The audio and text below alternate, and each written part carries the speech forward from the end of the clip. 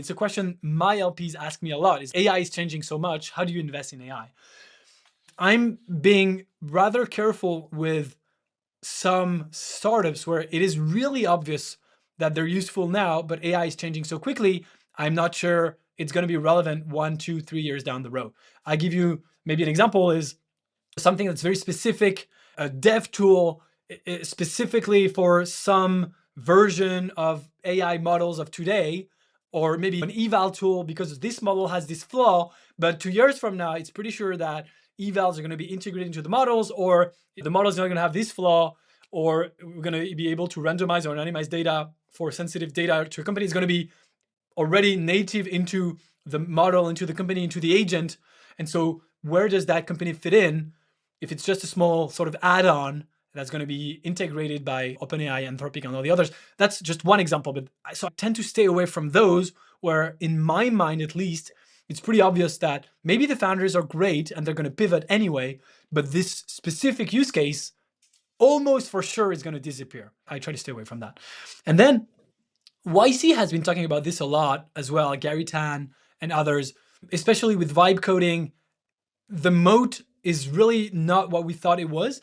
It reminds me of those YouTube videos, even 10 years back, of someone saying, I'm building a Twitter clone in an hour. And you had a YouTube video of someone building a Twitter or an Instagram clone in 1 hour. And so anyone could build a Twitter and Instagram, but the value is not in the code. The value is in the community and the users and the network effect. And same with AI, the value is not necessarily in the tool, especially with vibe coding, that's going to get better and better.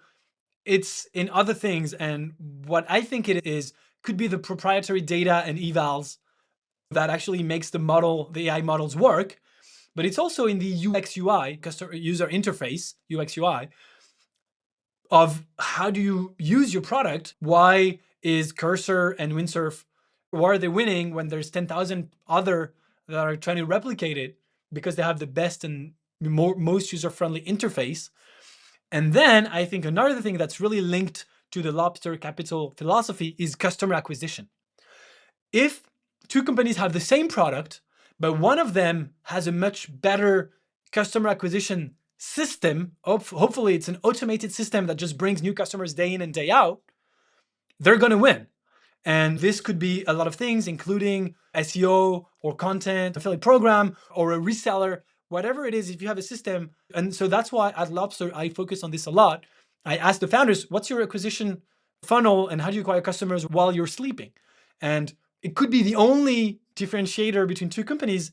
And obviously the one that has the system is going to win. So that's why I believe for every company should have content, should build a social media presence, etc., or a system. So those are all the things that I look at. And again, if the product becomes obsolete, but you know how to build a system, you have the customers, or you have a great UX UI, and you have a community or whatever, then you can always adapt and pivot and change your product to fit the new needs. But the part that you have built that the others haven't is not the tech part that's irrelevant. It's the rest, the system, the customer acquisition, etc.